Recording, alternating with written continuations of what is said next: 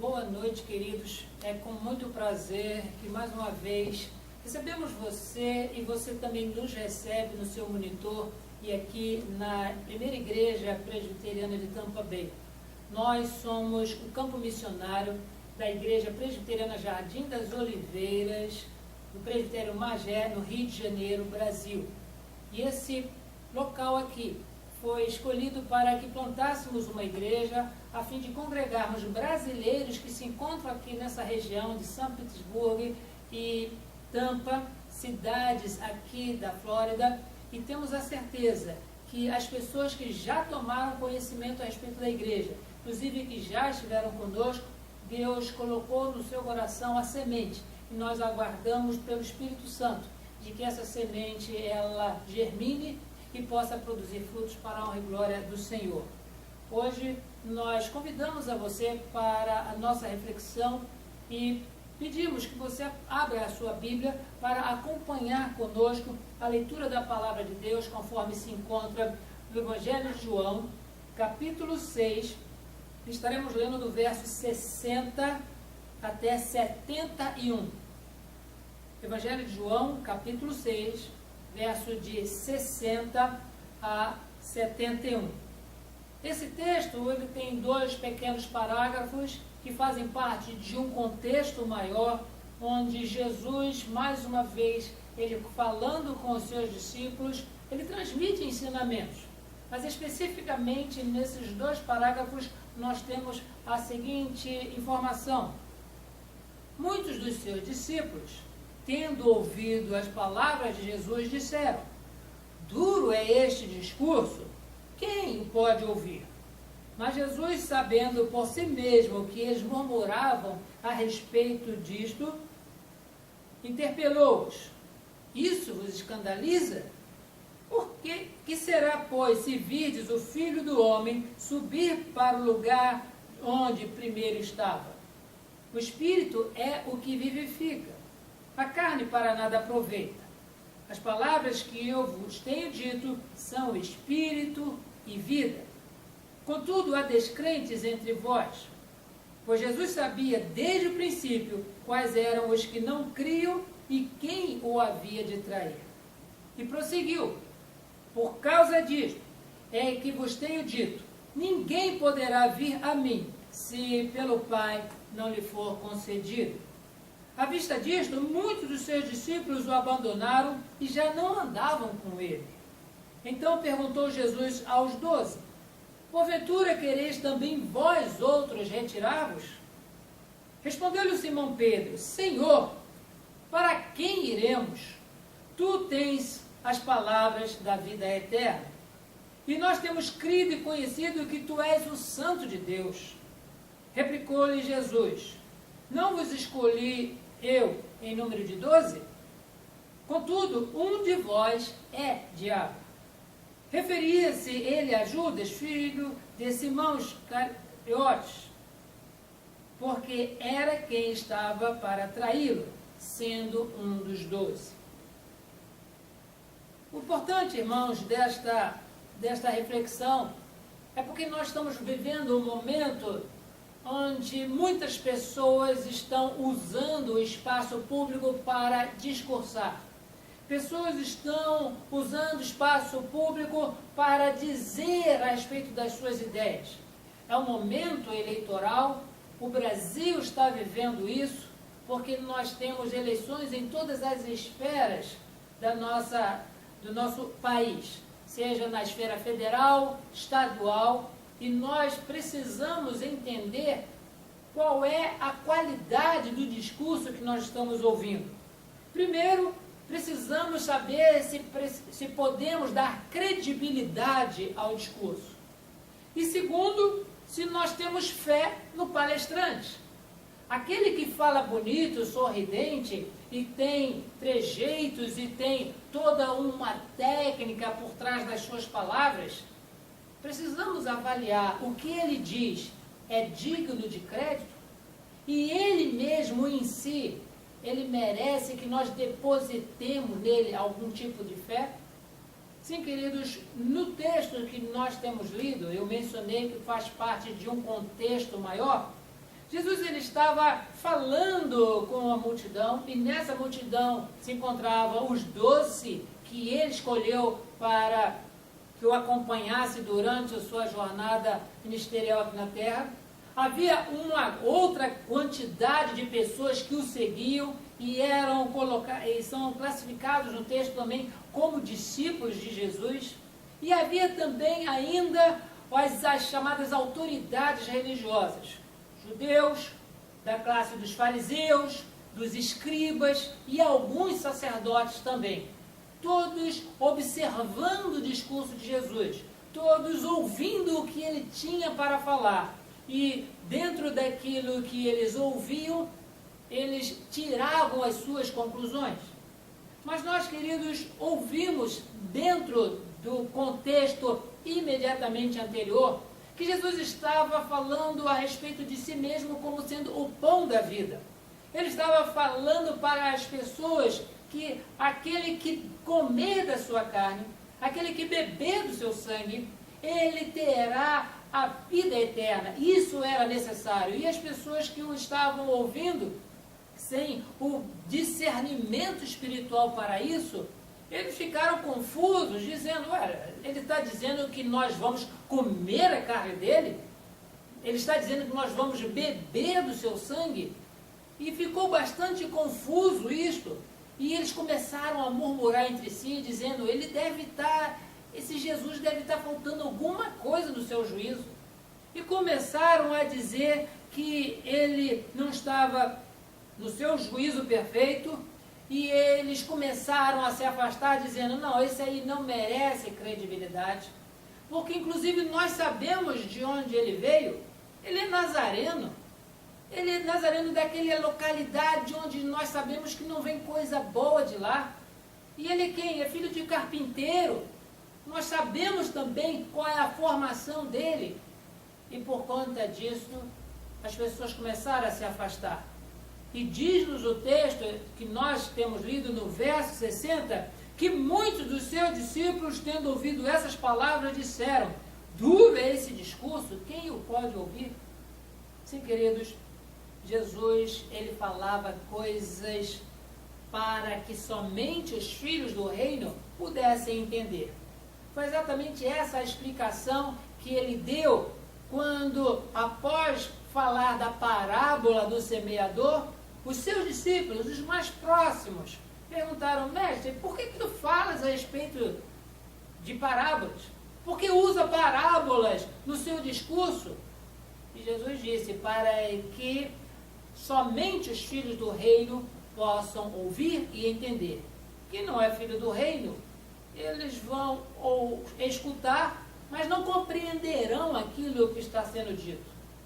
Para que neles se cumpra aquilo que foi escrito através do profeta, que foi falado através do profeta, dizendo que eles com os olhos, eles olharão, mas não perceberão.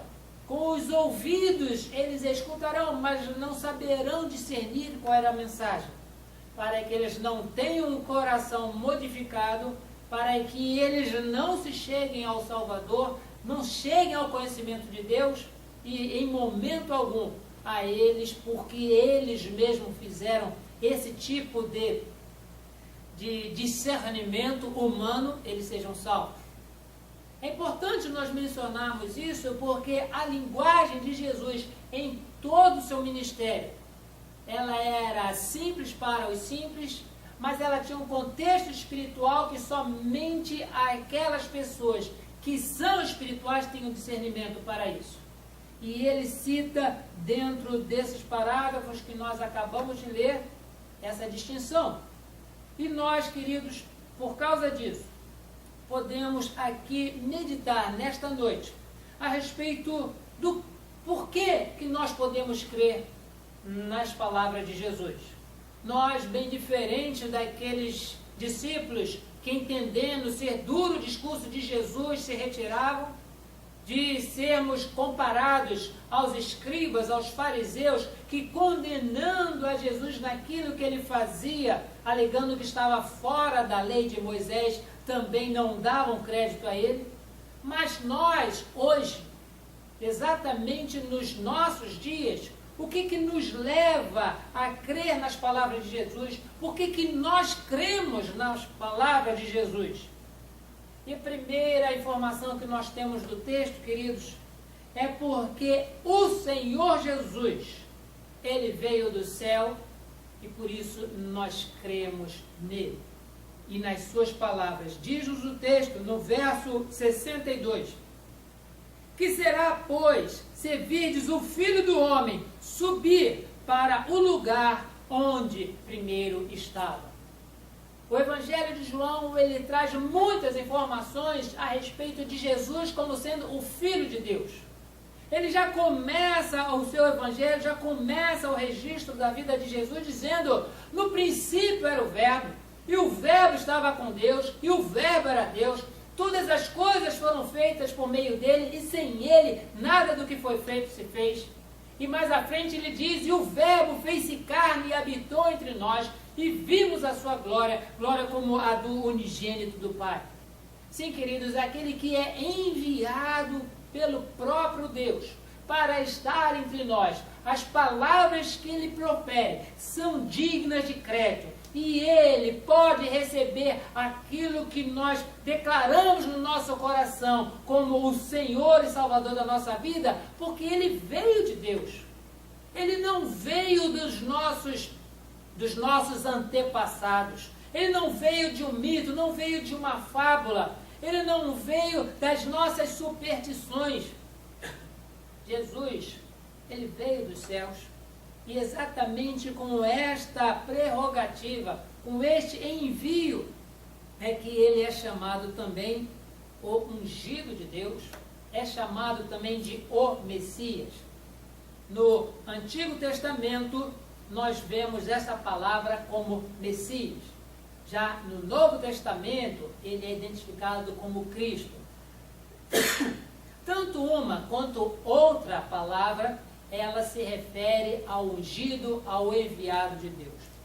Sim, queridos, esta é a primeira reflexão que nós podemos observar, dizendo que Jesus Cristo, ele é uma pessoa digna de crédito na sua palavra e digna de crédito por causa de ter sido apresentado a nós como o Filho de Deus.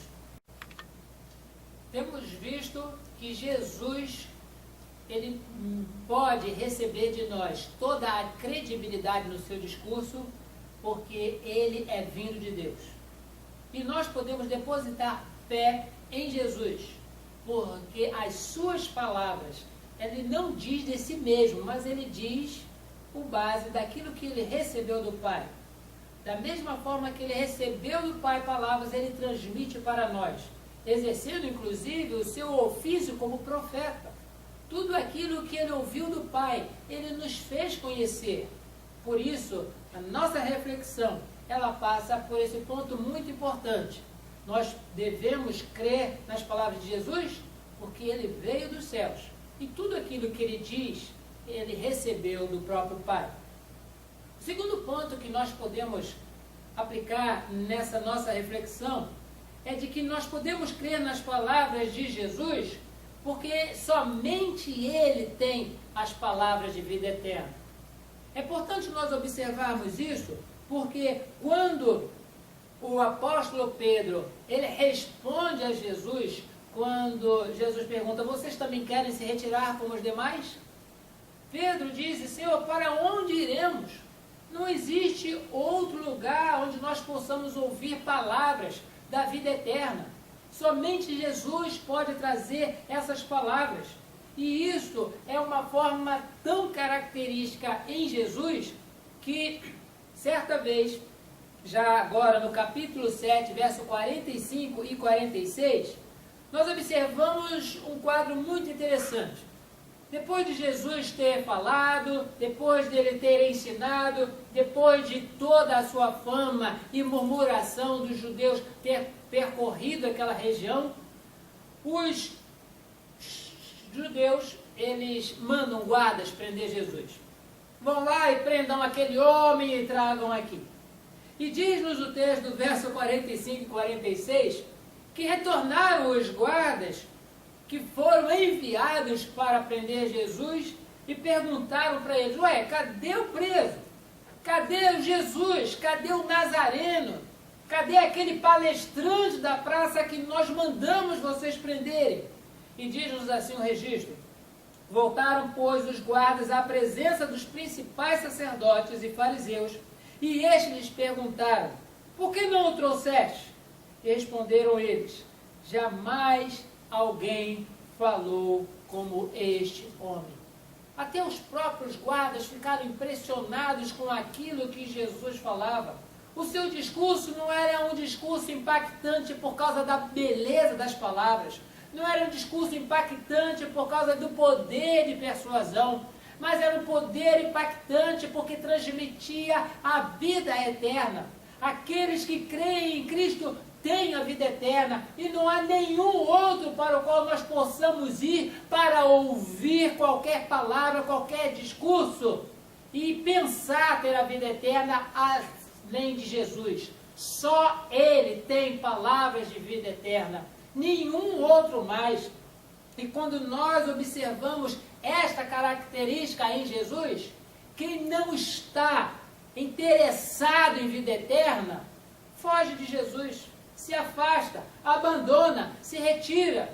Da mesma forma como os judeus e as autoridades religiosas da época ouviam de Jesus todas as suas palavras, mas não se interessavam.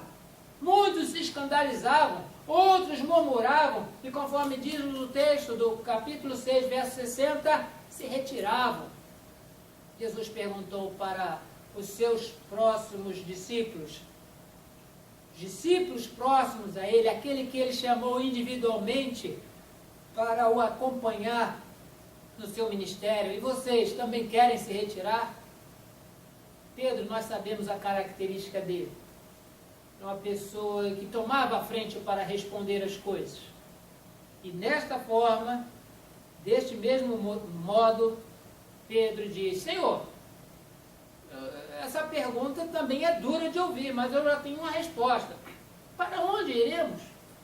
Se é duro ouvir de ti, dos teus lábios, essas palavras, para onde nós iremos? Porque essas palavras, mesmo sendo duras aos ouvidos de alguns, elas são palavras da vida eterna.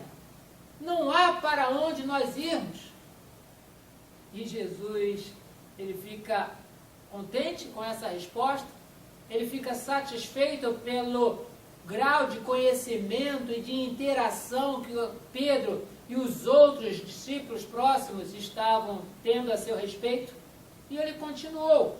E ele disse: é por causa disso que vos tenho dito, ninguém poderá vir a mim se pelo Pai não lhe for concedido.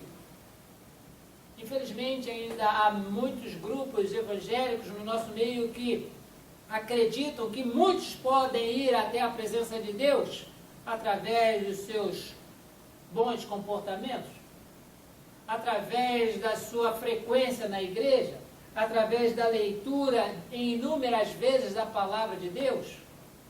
Mas o texto registrado e palavras do próprio Jesus disse: ninguém poderá vir a mim se pelo Pai isso não lhe for concedido. Por isso, queridos, nós podemos crer nas palavras de Jesus. Primeiramente, porque Ele veio dos céus. Em segundo lugar, porque as suas palavras são palavras da vida eterna. Por isso nós cremos nas palavras de Jesus. Não há como nós nos deixarmos enganar por outros discursos. Pessoas podem falar bonito, pessoas podem falar de forma eloquente, mas se nas suas palavras não refletirem aquilo que Jesus mencionou como vida eterna, sim, nós é que precisamos nos retirar da presença dessas pessoas. E em terceiro lugar, nós podemos crer nas palavras de Jesus, porque as suas palavras são espírito e vida. No Evangelho ainda de João, no capítulo 10, no verso 10, Jesus também fazendo uma comparação, ele diz: o ladrão vem somente para matar, roubar e destruir. Eu vim para que tenham vida e a tenham em abundância. As palavras de Jesus dão um sentido diferente à nossa vida terrena, onde todas as dificuldades que nós enfrentamos dia após dia não podem mais tirar a alegria da salvação. Tudo o que acontece ao nosso redor como dificuldade, isso é considerado nada diante daquilo que Jesus fez por nós. As palavras de Jesus são espírito e vida, porque na fé que nós temos em Cristo, a credibilidade nas suas palavras e contemplando o sacrifício que Ele fez por nós, diz-nos a palavra de Deus, nem diante da nossa morte nós estaremos recuando de sermos alcançados por esta palavra maravilhosa. Ela já nos alcançou, ela está entre nós, registrada nas folhas da Bíblia Sagrada. Por que nós haveremos de temer? Sim, queridos, somente aqueles que recebem a palavra de Cristo, eles têm espírito e vida para com intrepidez enfrentar as dificuldades do mundo. O próprio Pedro, falando aqui para Jesus a respeito de que ele era o único que tinha palavra de vida eterna, por causa das palavras de vida, por causa das palavras de Espírito que Pedro ouviu do Senhor, ele diante das autoridades, ele não os enfrentava, mas respondia com intrepidez a tudo quanto os seus interrogadores estavam procurando saber. E se admiravam dele, dizendo, olha, com que intrepidez esse homem está falando. Ele é um pescador, ele é uma pessoa simples, ele é uma pessoa iletrada. Como pode estar falando assim com tanta ousadia? Porque Pedro havia ouvido de Jesus palavra de espírito, palavra de vida. E ele não temia mais os sacerdotes, não temia mais a multidão, não temia mais o que lhe havia de vir. Por isso que ele, com alegria no coração de poder perecer por amor do Evangelho, ele diz nas suas últimas palavras, que são registradas não na Bíblia, mas pela tradição histórica apostólica, de que Pedro disse, olha, eu vou morrer por amor ao meu Salvador, mas não sou digno de morrer da mesma forma que ele morreu. Porque Jesus foi crucificado, Pedro também morreu crucificado, mas Pedro pediu que fosse crucificado de cabeça para baixo, e ele enfrentou a morte com ousadia, porque ele não temia o mal que o ser humano pudesse fazer à sua carne, à matéria física, porque sabia que a sua alma estava aguardada nas mãos do Salvador. Sim, queridos, nós podemos crer nas palavras de Jesus, porque Ele é vindo do céu. Podemos crer nas palavras de Jesus, porque as suas palavras são espírito e vida. E nós podemos crer nas palavras de Jesus, porque somente Ele tem palavras de vida eterna. E por último, queridos, por que nós podemos crer nas palavras de Jesus? Porque as suas palavras são completamente preenchidas e transmitidas com autoridade. Não foi uma nem outra vez que a palavra de Deus nos evangelhos refere-se de que Jesus, ele falava com autoridade, e não como os escribas e fariseus. Falar com apenas beleza nas palavras, ou citar um eu acho aqui, ou um eu acredito ali. Jesus, ele falava com autoridade, e essa mesma autoridade com que ele pregava, era a autoridade com que ele também repreendia os espíritos imundos, era a mesma palavra que com autoridade ele realizava milagres de cura, é a mesma palavra com que a autoridade ele fazia com que mortos ressuscitassem, e dentro desta mesma palavra com autoridade, ele fazia com que pessoas enxergassem nele um nazareno, um filho de carpinteiro, como o Salvador do mundo, o Salvador do perdido, aquele que levaria sobre si o pecado de muitos e todo aquele que nele cresce não viria a perecer, mas teria a vida eterna. Sim, queridos, esta mesma autoridade, Jesus, que transmitia nas suas palavras, ele faz uma coisa antes de subir aos céus. No Evangelho de Mateus, no capítulo 28, no verso 18, nós lemos o seguinte: toda a autoridade me foi dada no céu e na terra. Ide, portanto, fazei discípulos de todas as nações, batizando-os em nome do Pai, do Filho e do Espírito Santo, ensinando-os a guardar todas as coisas que vos tenho ordenado. E eis que estarei convosco todos os dias, até a consumação dos séculos. Sim, queridos, nós podemos crer nas palavras de Jesus, porque as suas palavras são autoridade espiritual, não apenas como poder para curar, mas também poder para salvar. Salvar a quem? Curar a quem? Diz o próprio Senhor Jesus Cristo: todo aquele que o Pai me dá, esse virá a mim. Ninguém poderá vir a mim se o Pai não lhe conceder isso. Isso foi transmitido para a igreja. Por isso, uma igreja evangélica, ela está imersa não apenas em conhecimento teológico, isso é importante, mas não é palavra da vida eterna. Uma igreja que vive o evangelho, ela prega as palavras de Jesus, não outro evangelho. O apóstolo Paulo, ele recrimina gravemente na igreja da Galácia que havia entre as pessoas aqueles que tinham passado para outro evangelho, tinham esquecido as palavras de Jesus, estavam pregando agora, mencionando autoridade em outra situação, em outra pessoa, e isso não podia ser aceito, nem na Galácia, nem em nenhuma das outras igrejas que o apóstolo Paulo se reconhecia, muito menos hoje. Não há como uma igreja que se chama evangélica pregar outra coisa que não palavra de Cristo, palavra de vida eterna, palavra de espírito e vida, palavra de autoridade.